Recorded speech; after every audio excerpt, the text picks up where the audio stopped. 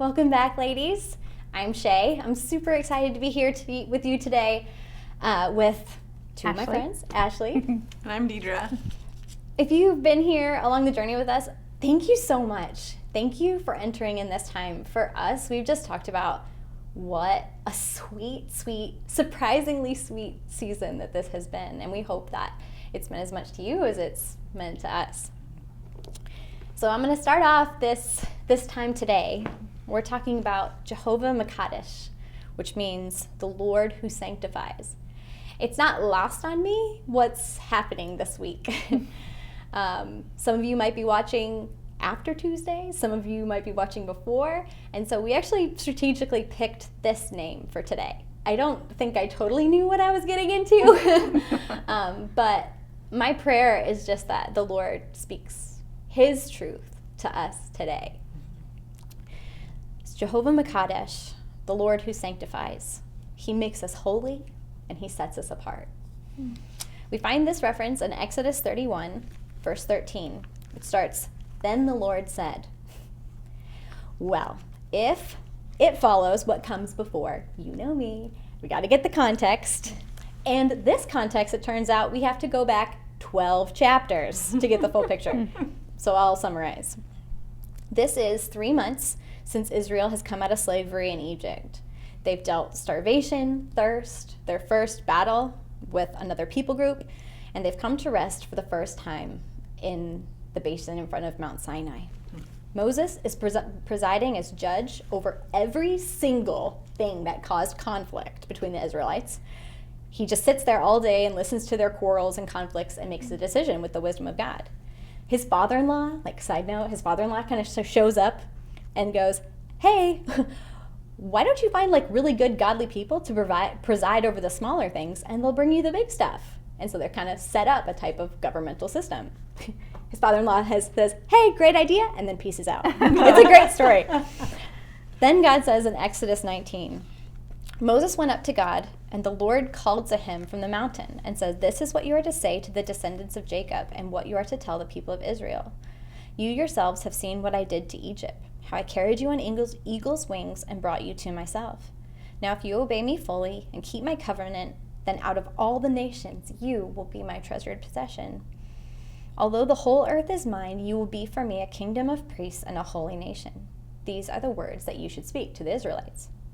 So Moses went back, summoned all the elders, and sent before them all the words the Lord had commanded him to speak. The people all responded together, "We will do everything the Lord has said." So Moses went back to the Lord and said, "They're on board." The Lord said to Moses, "I'm going to come to you in a dense cloud so that the people will hear me speaking with you and will always put their trust in you." Moses went back and told them that.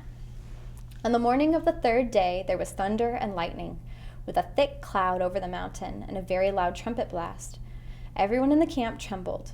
Then Moses led the people out of the camp to meet with God, and they stood at the foot of the mountain.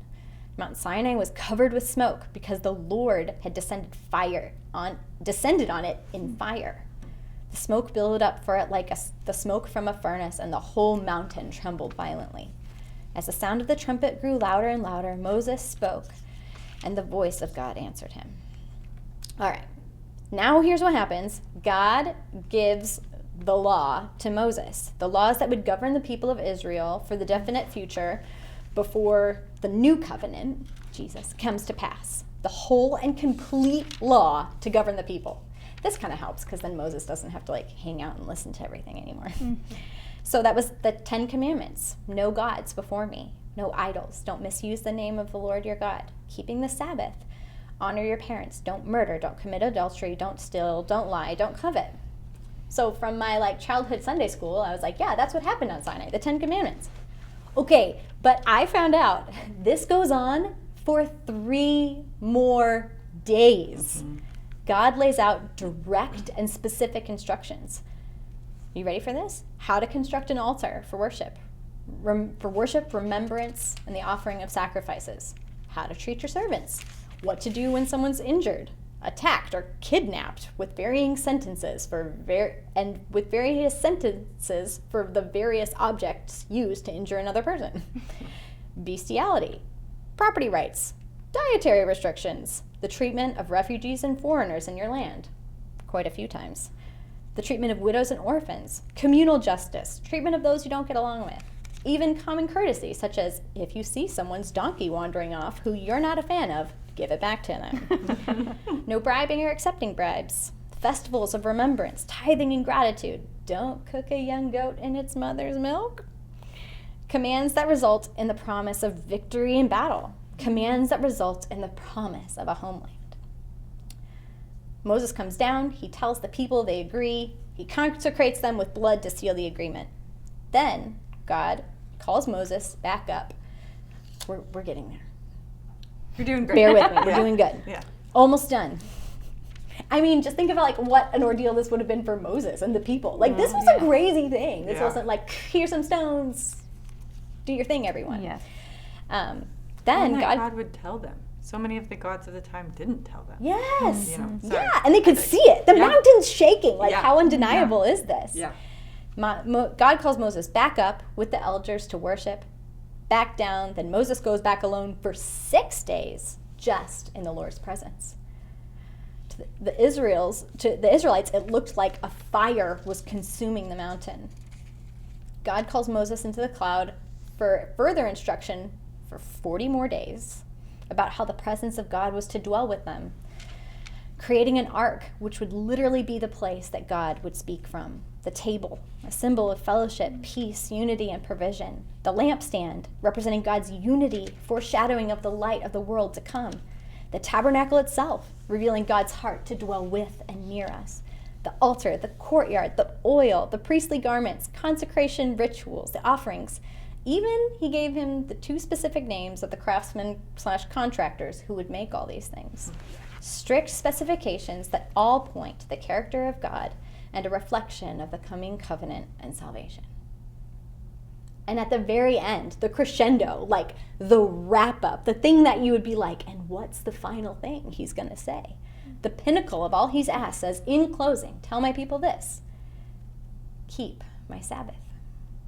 This is a sign between me and you for all the generations, that you would know that I am the Lord who sanctifies you. There it is. Jehovah Makadesh, I am the Lord who sanctifies you. That it would be our covenant forever. That the Lord worked hard for 6 days and made heaven and earth, and on the 7th he rested. Through rest, intimacy, and experiences and encounters with God, God continually renews our minds and hearts to make us more like him. Romans 12 urges us not to be conformed to the world, but to be transformed by the renewing of our minds. I don't know about you, but I have never felt more stuck in the quagmire of earthly concerns than in these last few months, and specifically these last few days. The more we look like Christ, the more we begin to emulate his life. He didn't seem to be super concerned with the state of the government. He seemed to be concerned about the state of our hearts and the hearts that he encountered during his life. That doesn't mean that we don't engage with the world around us. In fact, the Bible has place after place that urges the people of God to act. Listen to this in Isaiah 58. No, this is the sacrifice I want. Free those who are wrongly imprisoned. Lighten the burden of those who work for you. Let the oppressed go free. Remove the chains that bind people. Share your food with the hungry. Shelter the homeless. Give clothes to those who need them. Do not hide from relatives who need your help. Sorry, that just tickled me.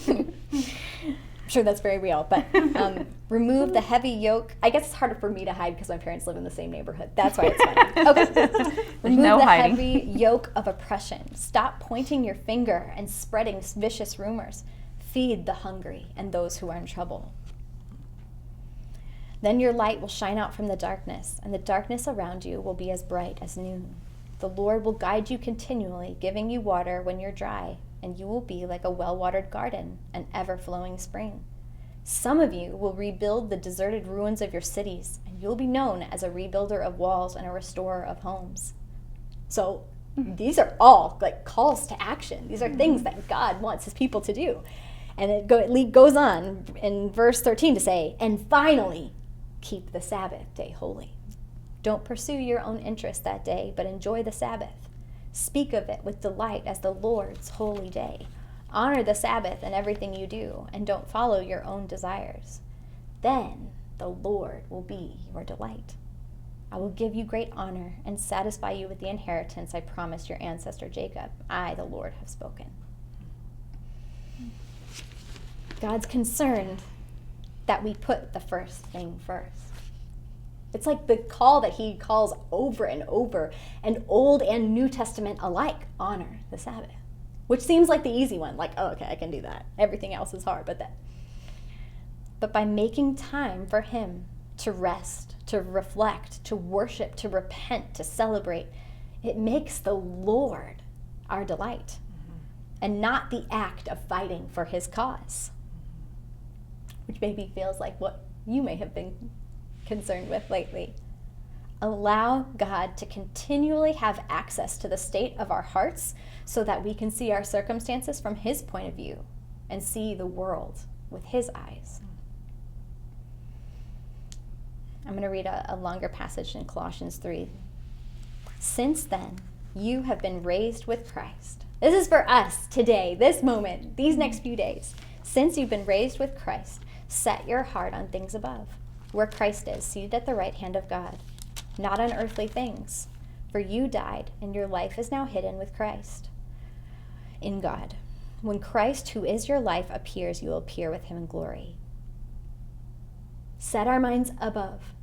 And the call that follows is this: put to death whatever belongs to your earthly nature: sexual immorality, impurity, lust, evil desires, greed, idolatry. Because of these things, the wrath of God is coming.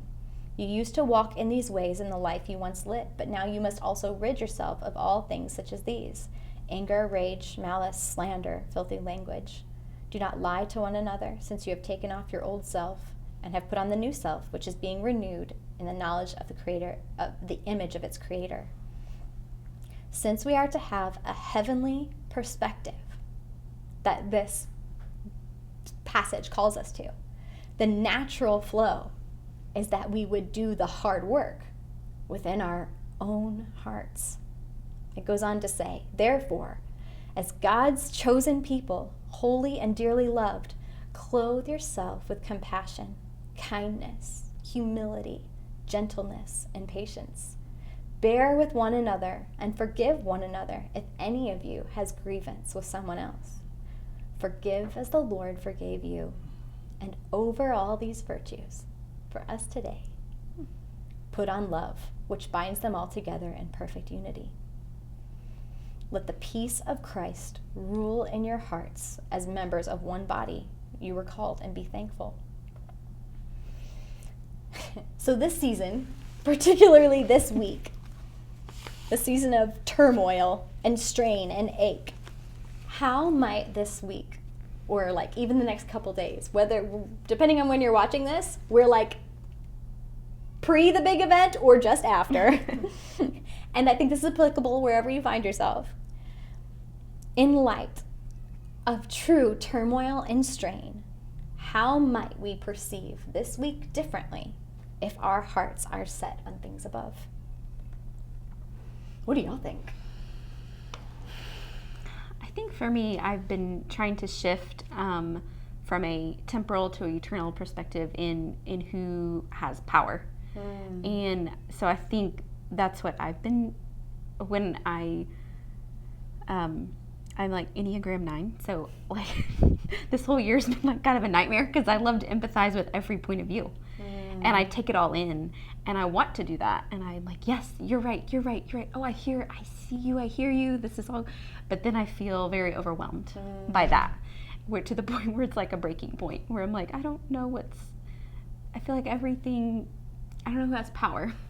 And so I think what I've been shifting is, from an eternal perspective, is just resting in ultimate power versus an elected official. Resting in the ultimate power that God has versus things that are important but are that He's over, and not seeing power as this earthly person or people, but knowing that and trusting in who I know has ultimate power, and I trust in that, with that ultimate power as God. And so I think that has helped me manage just the stress that sometimes feeling all the things and hearing all the perspectives and the sides, and I think that's good, but it weighs on me hard. Yeah. And so that's how I have to think, I guess, eternally, is in God having the ultimate power. That makes sense. I love that. I do. As much as I tend not to be this kind of a person, I think in this season especially, I can fall to the trap of like, God, how could anyone ever vote for that one? Mm-hmm. You know, or like, this can't be your will for us. There's no way. But I keep coming back to the verse in 1 Corinthians 13 that tells me, like, now I know in part, soon I will see fully. And I think I'm always surprised that comes at the end of the love chapter. Yeah. You know, like, that's not where I expect to see it, but the idea that, like, as we live out love, as we live out knowledge and prophecy and these things, we still only see part of the picture. Yeah. And so for me, an image God gave to me when I was younger was like, it's like I saw myself standing behind an artist and they were like painting on a canvas, and I could see glimpses of the edges of it, but I couldn't see all of it. And I recognized in that moment that I was the canvas and he was painting my life, and I just needed to trust him. All I needed to focus on was the painter, not the final image. And I just have to keep clinging to that. I only see in part right now, but my painter is good, and he wants good for all of us.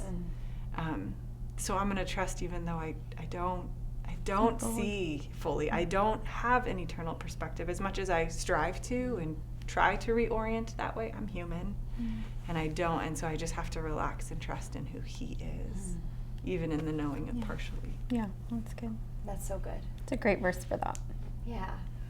Yeah, I think I'm kind of surprised. I don't think I've ever put those pieces together about like, don't be conformed to the world, but be transformed by the renewing of your mind.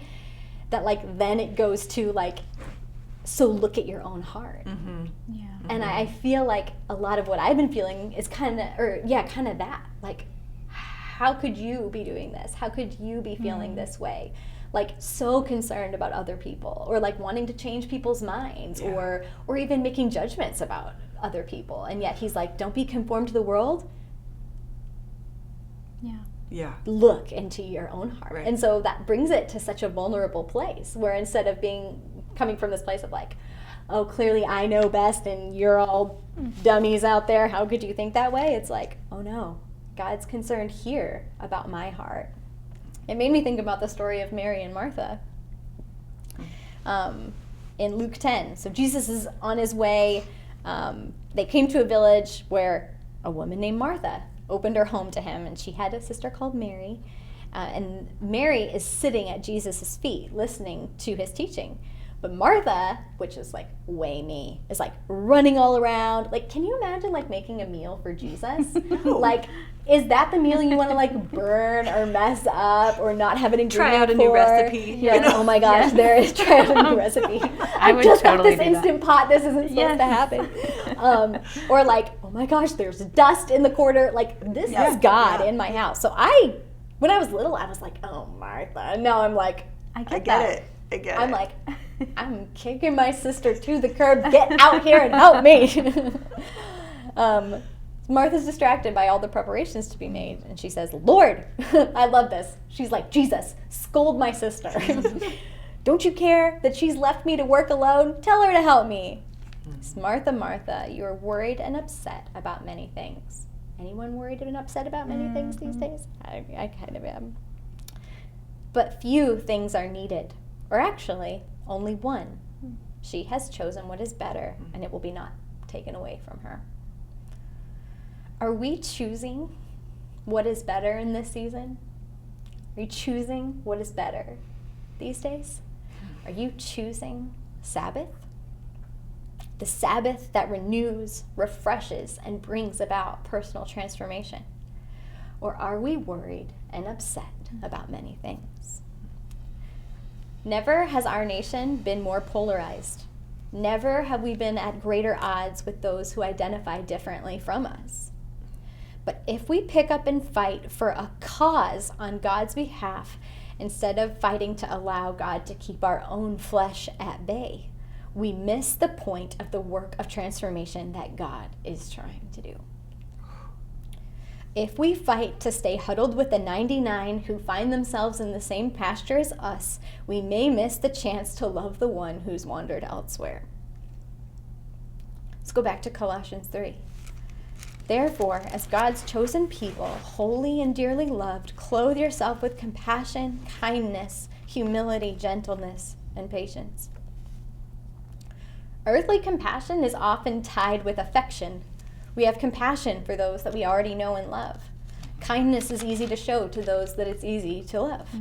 Gentleness and patience we eagerly extend to those who we understand and are similar to. I could tell you that I, not long ago, voluntarily ended a pregnancy. Maybe you don't know me, and maybe you want to turn off the video right now and walk away. Maybe it makes you think, I know her. What on earth could have happened to make that happen? Or maybe you love me and you have compassion and understanding for me. At least my mom does, because I know she's watching, even if no one else. Even if that's all I tell you about my circumstance, where does your heart go for me? I could tell you how I ache deeply and want to stand alongside every person gathering and demonstrating in desperation for racial equality, even more acutely after having been the target of a racially motivated crime because my family is interracial. If you know me, maybe you make an exception for me. But like every sweet child, every one outside of the 99 of those who look and feel and believe like you have a story, have an ache, and they feel the convictions they feel this week because of something that's been written into their lives with a story that is as undeniable as the beliefs that you and I hold dear. We can vote how the sweet spirit inside of us pulls our heart to do, following the guide of right living that God has placed in us. But I cannot believe that that would accompany vilifying the sweet children of God, putting on Christ the same week as we do and checking another box. Letting the enemy strip us of the unity that Christ won for his body on the cross, and at the expense of the work that God wants to do in our hearts personally. What does cloaking ourselves in humility look like this week? What does our radical compassion and kindness look like? Maybe it's reaching out to our friend that we've separated ourselves from after they came out as homosexual. Maybe it's taking cookies to a neighbor who you don't really get along with or relate to, just because. God is our sanctifier. He makes us holy and sets us apart. So this is a pretty vulnerable question, but in light of this, I want y'all to think about this as well. But these ladies have agreed to be put on the spot this way. In light of this, is there a place in your heart that you would like God to bring about his holiness today? And I'll start. I'll jump this one up. I think I'm like grieved a little bit just by my own flesh, which kind of feels like pride in and of itself. So there's like layers to this. It's like, I feel like I should be better than this. Mm-hmm. I feel like I shouldn't struggle. But the reality is we are battling with our flesh. Yeah. And so it's glory to God that he is renewing, because it's not anything in me that's awesome and doesn't struggle. Mm-hmm. So I've got the pride aspect. Mm-hmm. But I think I have found myself struggling in judgment of others who I feel their beliefs maybe don't count people like me or people like my family or people who have experienced things that ache and grieve my heart, as if the things that grieve me are more important than the things that grieve them. I think that that's one thing that's so beautiful about the body, is that like we all have a different aspect of God's justice and love that pulls at us. Mm-hmm. And interestingly, in this season, that might pull you in two different directions because of our love for the same God. Right. And I have judged. I have judged. And preparing for this week could not help but just wreck my heart and being like, I have grieved the Spirit, that my focus has been on this cause that I feel is godly instead of focusing on the God who is all powerful. And what does that mean for me? Am I loving others in my vigilant passion for justice? Like, who am I wounding on my mission? And probably have. So I need all the Jesus in all the areas to sanctify all of my life this week. Shay, I feel like I'm right there with you. I can readily identify the pride in my own heart. And I think, honestly, some of my pride comes from that I have never strongly identified politically with one side or the other. So I'm kind of out of the battle, right? Like I'm not on either side, right? And I'm everybody's friend. I'm Sweden, you know? Like I'm good. But what I didn't, and so like even in interacting with people, like out publicly and things like that, it's really easy for me. I also have some 9 in me, and I can empathize, and I can hear you, and I can see your story, and I can see your side, and I can recognize that there are people on all sides of these, whatever the issue is or the thing that we're facing. And I think I saw something Tim Keller said, I'm going to butcher it, but it was basically like, it is possible for 2 Christ followers on their knees to come to different conclusions. And initially I'm like, yeah, let's promote that. Let's get that out there. Let's let people see that. But when I Sabbath, when I rest and I sit with the Lord, I realize deep in the depths of my heart, I don't have that grace for people. I do publicly, but really in the crevices way down in there, I have those thoughts of like, how could anyone think that way? How could anyone want that? How could anyone support that, or whatever? But weeks ago, when we were watching the vice presidential debate, I found that I readily trusted one side more than the other. And I realized I really didn't have a lot of justifiable reason to trust one side or the other. Or, I mean, they were justifiable in my mind, but really, I don't know these people. And I thought, and there are a lot of really, really amazing people who I love and respect who will readily trust the other person. And it was just that moment when I realized, like, gosh, Lord, my heart needs you to cut away all of that in me that thinks I know right or good, and just trust that, like, all I can do is live my life on my knees before you, and trust that the person next to me is doing the same, and hope that my life on my knees pulls them closer to you. But again, it's really easy to say that, but in the quiet moments when I slow down and I sit with him and I take the time to rest, he reminds me that my heart is much further from him than I think it should be. Yeah, I agree. I think it is so interesting that our sanctification is like, or this name is in the context of Sabbath, where I love those words where it says refreshment and rest and all these things, and how as we are sanctified and in his image, we can feel those things, because that's what being with him and resting with him and having time to focus on him creates, as time for him to identify the spots in me that aren't. I was thinking of Hebrews 12:14, yes. It says, pursue peace with all men and the sanctification, so pursue sanctification and the sanctification without which no one will see the Lord.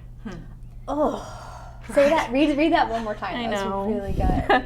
Pursue peace with all men and the sanctification without which no one will see the Lord. And so I think me not taking time to slow down and allow the Lord to sanctify me, which I don't. That's my, I guess, public confession to all of you, is I don't. And you're right, I can kind of skid by on grace, I guess. Yeah. But as I slow down and I let him to deal with hard places in my heart, hurts, pride for sure, prayerlessness, all these things, I just think, well, and even just not pursuing peace with all people. Not that I'm, again, Enneagram 9, so I love all people. I hate conflict. I will not get in a conflict with anyone. But like, where am I pursuing peace and drawing in to those relationships? And how is my unsanctified heart in these places preventing people to know him better? And so it is about me and my heart, but how it extends to the people around me, how my sanctified heart affects those around me.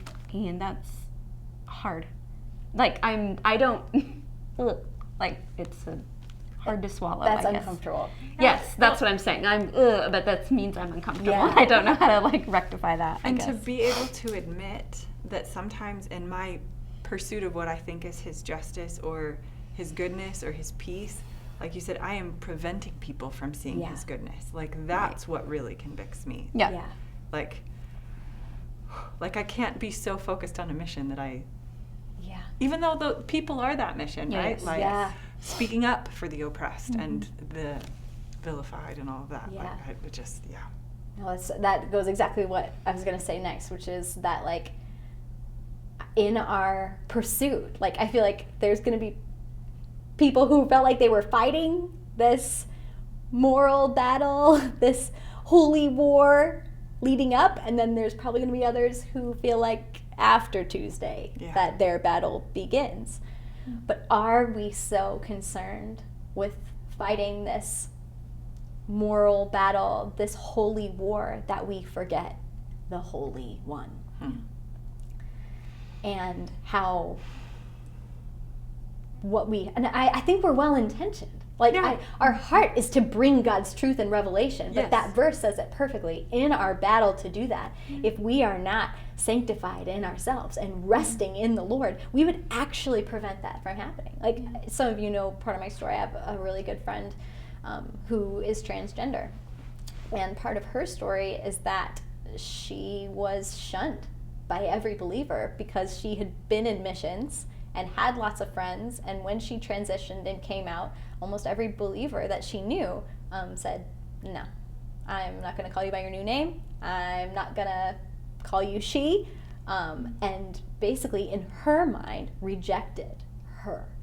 And they did that, I think, out of a moral obligation. But in that battle, without the inner heart of sanctification, which we know makes us like Christ. And like, who did Christ hang out with? Christ hung out with like all of those on the outer sides on the outskirts of society, like the deplorables. Now, I'm not saying at all that is who my friend is. Let's clarify that. But like, God hung out with everyone who the holy people rejected and considered beneath them. And that's who Jesus went after.